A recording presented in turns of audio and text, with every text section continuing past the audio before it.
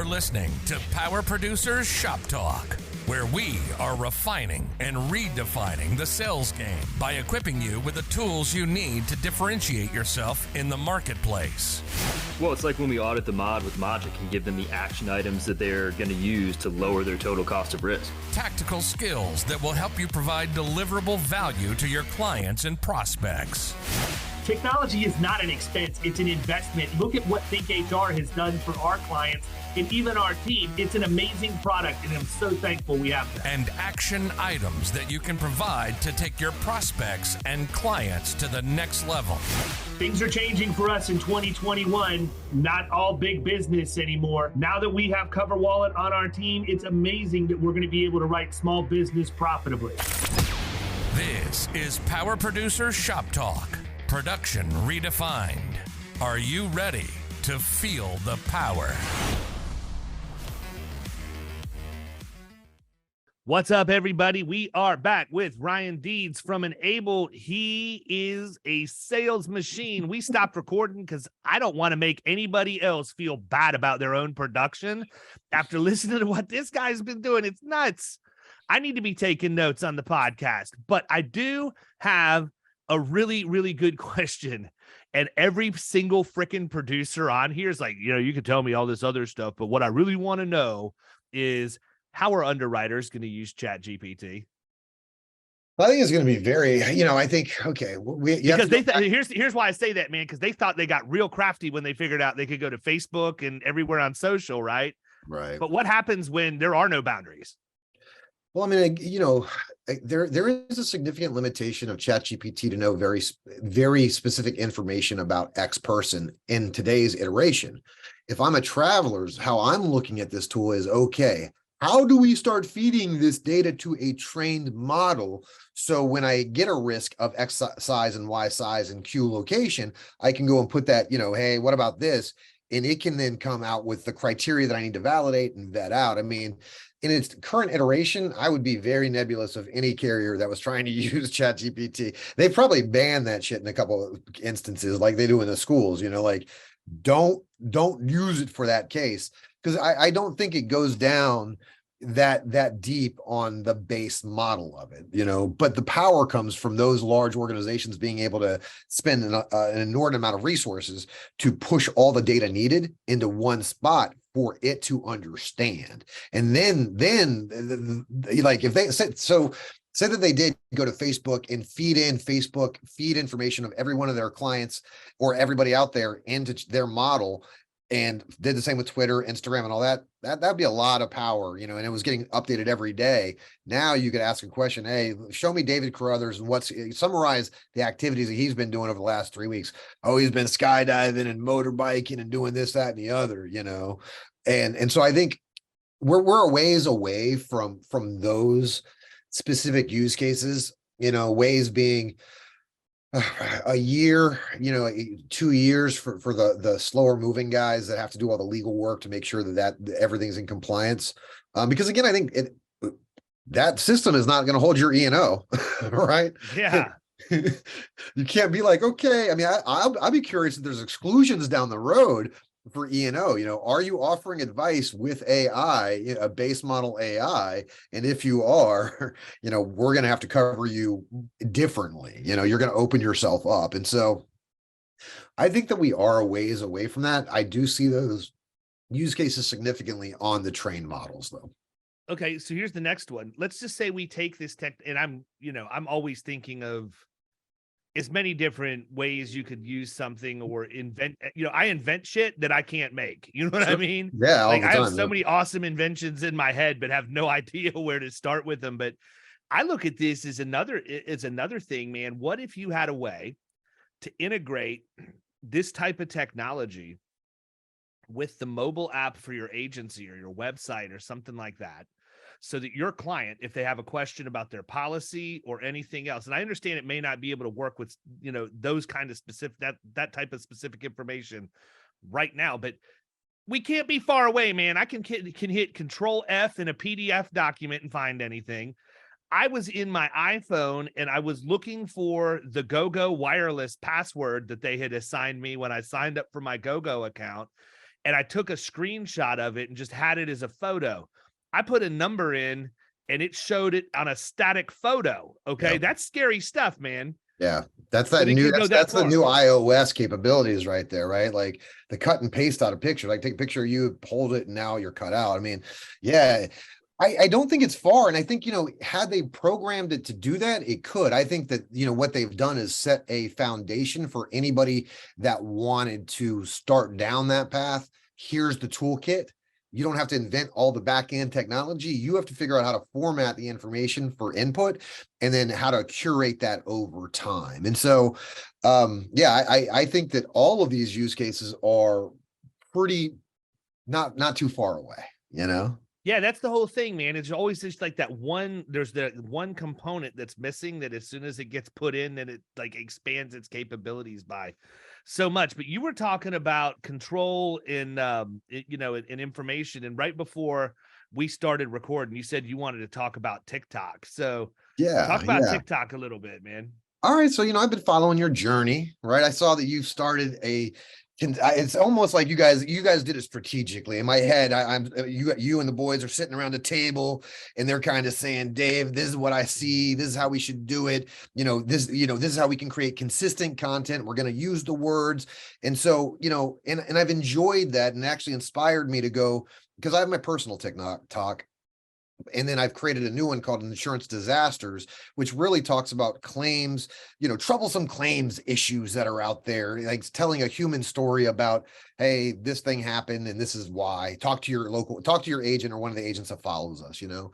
And so I was curious, though. I mean, help me understand, because there's multiple components to this. Now, with the backlash that we're seeing from kind of this Chinese element on TikTok, you know, does that change your strategy? Just like you said, with the flag having, you know, some constitutional language on it, that may deter individuals. Inversely, that same crowd that might resonate with, being on TikTok might not resonate with. So, I mean, you know, and there's obviously a lot to talk about. Yeah, but I'm curious about where you stand. Yeah, so I appreciate you giving me credit for being strategic. I wish I could take credit for that, right? So what really happened is my oldest son totaled 2 cars in 6 months, and he rides to work with me every day, and he is my video editor and helps with all the content creation. And so I just came up with the idea. I'm like, you know what? This would be really cool if you just ask me a question every day on the way to the office, when really we're asking like 5 questions every day.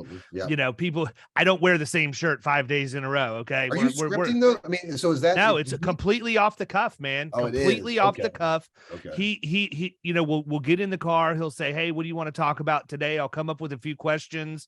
And then he'll ask them, I'll answer them, or I'll tell him, hey, come up with a few questions. But here's the strategy part, because there is strategy to what we're doing now that we're into it.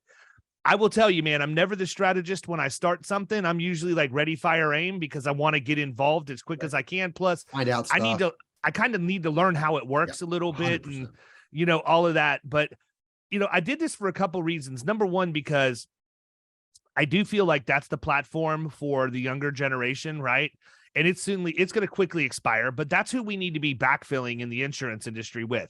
So if I can reach just a few people that way with those videos, they're like, wow, this is interesting. You know, who's this guy? Whatever else, then I'm good with that. But my intent is, and I don't mind sharing with everybody now, because we're far enough down the road.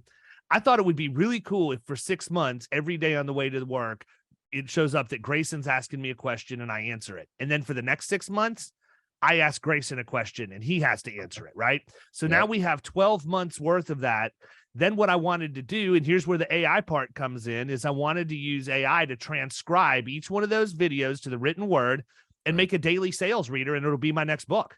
Okay. Yeah, that's awesome. Yeah, I mean, yeah, that it's and I say that, Ryan, because I'm a huge proponent, okay? And people who hear me talk know that I say this every time, but if you want to win in the content game, you got to start with the big piece and bust it down from there.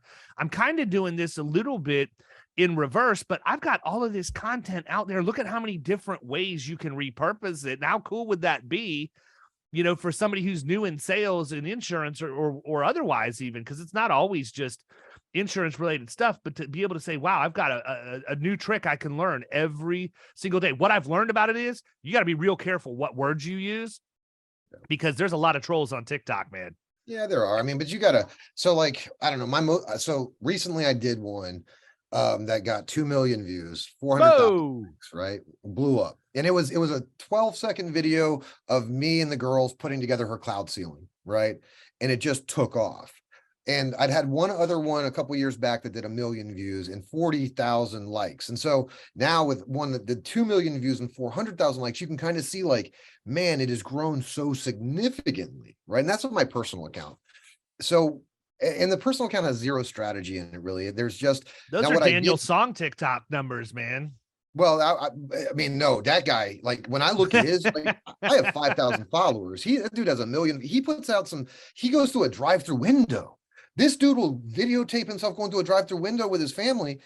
That thing will get 500,000 views in like an hour, man. It like the power of it is crazy. And you think about it, engagement on LinkedIn is about 2%, right? It's so low. And even on my bad content on TikTok, you get 20, 15, 10% engagement through that. And there are a ton of trolls, but at least my strategy with that is today businesses are kind of going there. Tomorrow businesses will be there or in something that's like this, right? Sure. And so learning how to create that content, how to create those messages, how to do that rapidly has been my thing. But I think yours is much broader than, and I think you probably did that for purpose, because you speak to sales and sales process and what do you do when you show up? You know, why do you, I loved it. You said, why do you circle a prospect when you're kind of checking them out? And you said the way that they take care of their outside helps you understand how they do on the inside, you know? Yeah, 100%. And it's funny. It's funny because I had several people approach me in Texas that said they started doing that, and it actually got accounts done for them because they pointed stuff out that their competition didn't. Right. And the prospect was appreciative of it. I mean, how simple is that, man? It's just like the same thing of you know, I talked about it an extra 2 minutes. I always park as far away from the entrance. If it's a place where they have their own customers coming in, right, I'm going to park far back in the parking lot and leave the best spots for their clients. And I'm going to walk across the parking lot. Why? Well, number one, they can see me do that. Right. It's a conversation piece. Man, you going to park closer? What are you doing? No, I wanted to leave the good spots for the people that are paying you money. I'm coming to ask you for some, you know, that's just ingrained into you now. I mean, like those kind of behaviors at this juncture are just who you are, right? I mean, is it when you go into that parking lot, that's not, you don't have to make that decision anymore. It's just that's part of your habit, right? Yep. 100%. And it has been since I ran grocery stores, man. Yeah. And so, no, I just think it's a very interesting vehicle. So what do you think about the Chinese, you know, bans that are coming around, some of the public feedback that's happening? I mean, where do you stand on that? I'll be honest with you, man. I haven't paid any attention to it at all. I know that the universities are banning it, but I mean, what's the accusation that they're taking data out of our phones and using it for their own good or whatever? That's the fear is, you know, China is piping our secrets, you know, through TikTok back to China. And I mean, my thought is like, okay, you have Facebook. What the hell? What kind of secrets do I have that China's going to be able to use to their advantage, man? Right. I can teach them how to get fat. I mean, I'm right there with you. I could do that too, you know? No, and so it's weird because, you know, it's so odd. Like we're really talking, and now I can get it. Keep it off a corporate network, keep it off of a network that is on campus. But when we start talking about wholesale banning a technology because of X or Y, this scares me, you know? And so I didn't know if that was shaping your content strategy there, or if you're just like, hey, you know what, I'm plowing through this thing and regardless, I'm going. Yeah. You know, I'm interested in like what they're really fearing, you know. I can see why, if there's questions about I could see questions around things that could happen on a college campus, right? That's not necessarily something, you know, that you want to mess around with. But I'm also not a big fan of the government telling me what I can and can't do. You know what I mean? And I don't want to get too off center on this, but I mean, let's call it what it is, man. That's not those aren't the principles we were founded on. You know, we should all be able to make our own decisions as to what's best for us and our families and keep a bunch of other people out of it. And so that's really kind of where my stance is and why I haven't paid much attention to it. Now, Yeah. if I find out there's some sort of a massive data breach, or, I could maybe it's a ploy to, you see how weird I can be, man. But, maybe it's a ploy for them to get on as many phones as they can so they can push a button and completely zap the phones and wipe out our communication grid or something that way. I don't know. Right. Is that what they're afraid of?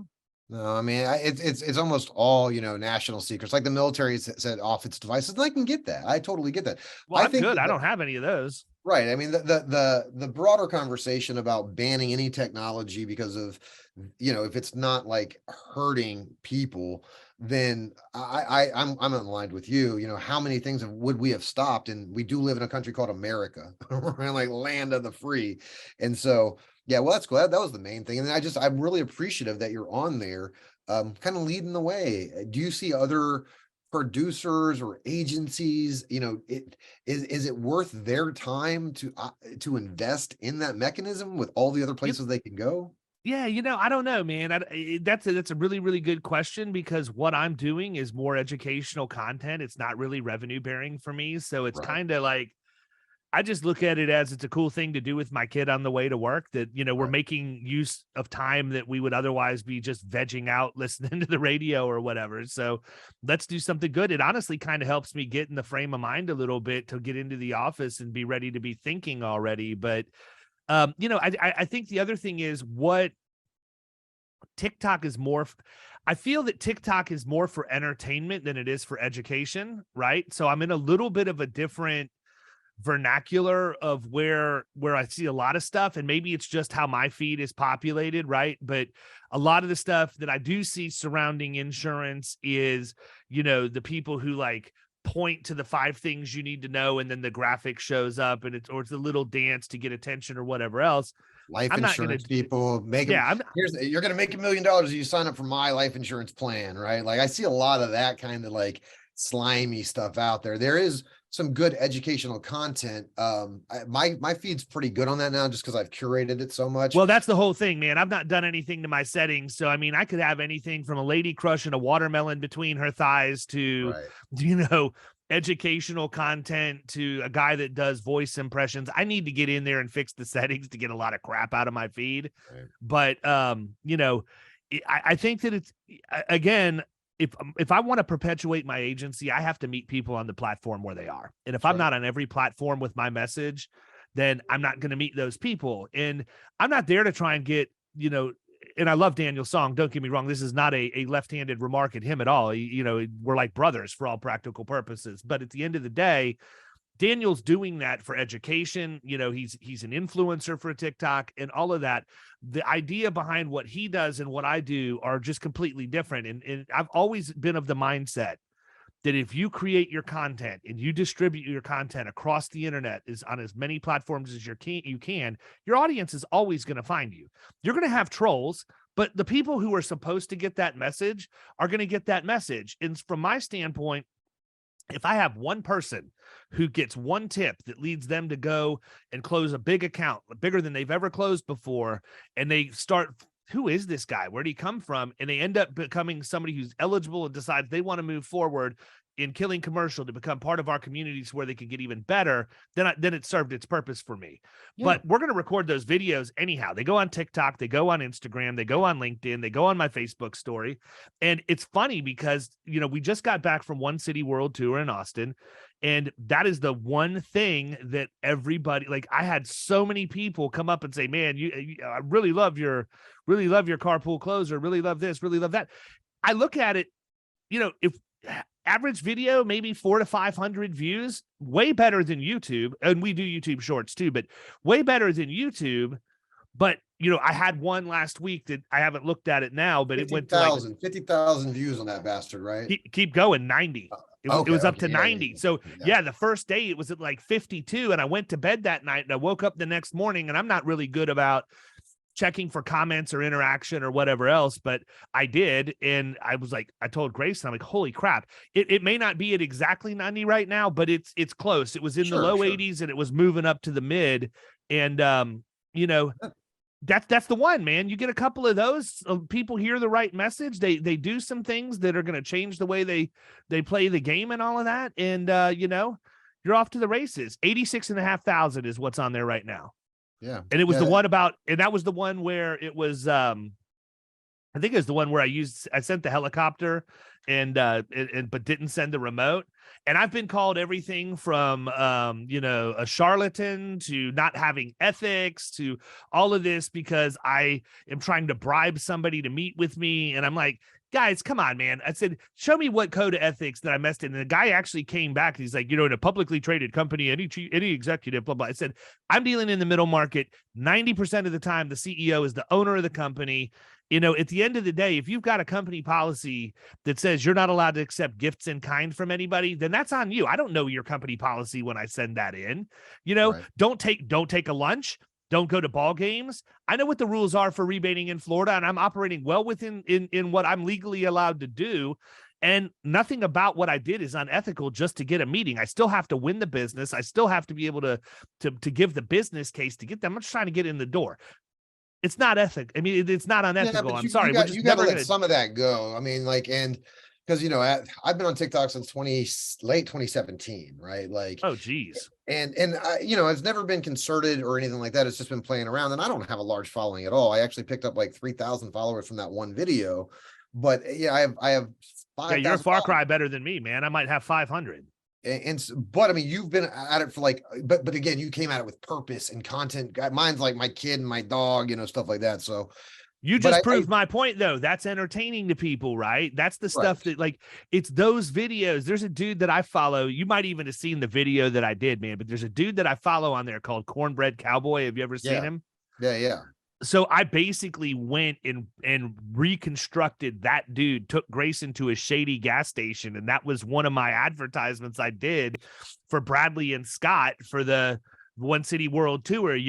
Grayson's got me. I come out, I got a beef jerky in one hand and a mellow yellow in the other. And I took the bottle top off with my teeth and spit it out into the trash can. And it said, I got me a Slim Jim and a Meller Yeller. Hope when I get to my truck, I win on this scratcher so I can get my ticket to One City World Tour. Right. I got so many people, I got 50 messages plus from people saying, I didn't even know you owned clothes like that. I know. No, but that's one of them. That caused more buzz than other than the one where it just, it obviously hit the algorithm or something and it took off. But that's the kind of stuff I see on TikTok more than anything else. And it probably does have a lot to do with how my feed's curated. So now I have another thing to do on my work list this weekend. Yeah, man. And I don't know. I think it's just for me, I interact with maybe 4 humans, real humans on my day-to-day basis, right? That's my daughter, my girlfriend, and probably the person I see at the store. And that's about it. So for me, TikTok is largely a human experience where I get input of new ideas and feel some true humanity as people go through these stories that resonate, right? And I think, Daniel, I mean, I can't speak highly enough. I mean, he's a beautiful man though, right? The dude's hair is good. Hair's perfect. Oh, bro, and so tie knot, never he should be a TikTok influencer. The guy is primo, man. Yeah, absolutely. No, he looks the part. And I mean, obviously it works for him, right? But it'll be interesting to see how this thing fleshes out. I'm not going to stop until I'm told I have to, and then I'm still may not stop.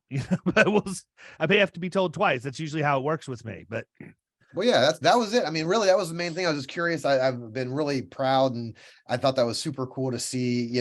How you're doing that, and that inspired me. And so, I dig that more of our peer group is going to that mechanism and learning how to generate that content. And it's funny too, because even in Austin, a couple of the people who approached, both Grayson and I said, oh man, you stole our idea.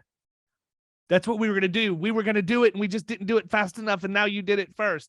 We executed. Isn't that kind of how natural selection works, man? That's how it works when you're out selling insurance. If I get to the account before you do, I'm going to win. Yeah, execution plan. I mean, execution is key on everything, right? We can have all the ideas in the world, but if you can't figure out the idea that you personally can execute on and make it your own, that's just an idea. I got a million ideas I can't execute on. I got to figure out which one of those can I actually do, Yep, 100%. Well, listen, man, I think we've given him plenty at this point. Absolutely, brother.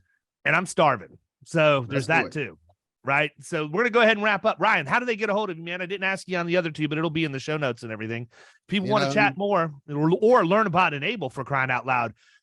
We got a lot of heavy hitters that listen to the podcast, and they may not have talked to you yet. Talk a little bit. I know it wasn't supposed to be a commercial, but I do want you to just give them the elevator pitch on Enable and how they can get a hold of you to learn more about that. Because people, there's one thing I can tell you, and if you haven't figured it out on your own, this guy's going to be ahead of the curve on almost all technology, and it is so much better. Trust me, people, it is so much better to know the guy or know the lady that knows the stuff and hire their expertise. So if you need to figure out how you're going to use data in your agency and get it into an organizable format because you got a massive team of producers who aren't operating as efficiently as they can, this is the dude. Go ahead and tell him. So Ryan at enable.com, ENNABL.com. And yeah, I mean, I would say that Enable will help your agency deal with data, but mainly I'd love to have a conversation with you to figure out who you are, what you're doing. Is there a place for this? What problems are you going through? And it's not really a hard pitch, right? I'm trying to help you figure out where you're headed. And and I'll offer some bad advice sometimes and sometimes some good advice. And so always hit me up on LinkedIn, Ryan. And I just love talking to agencies. I'm kind of a lonely dude, and that's my favoriteest thing ever. So it's awesome, man. Well, I missed you at One City. You were Johnny Conference last year. Are you going to be out anywhere this year? Dude, I'm at INA next week. I'm at IIAT the week after speaking. I'm at KIA, the Kansas one 2 weeks after that. And so I'm being more curated on what I'm going after based on our demographic, kind of profile.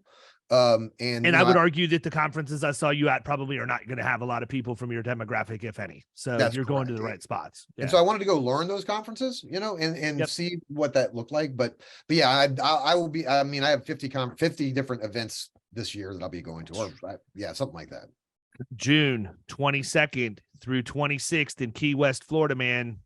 I just got the okay today from Labella to go to that. So Mike Labella is our VP of sales, and I told him I was going to be talking to you today. He's like, "Oh yeah." It's like, "Well, they've invited me to come down to Key West, bro." And I'm not even asking you to sponsor, brother. I just want you to be there, right? Yeah, because I want you to be in the room for the conversations, and I can promise you that some of the people you want to talk to will be there for sure. Yeah, I'm coming for sure, bro. Awesome, man. Well, we'll see you then. Everybody else, we'll catch you next week. See ya.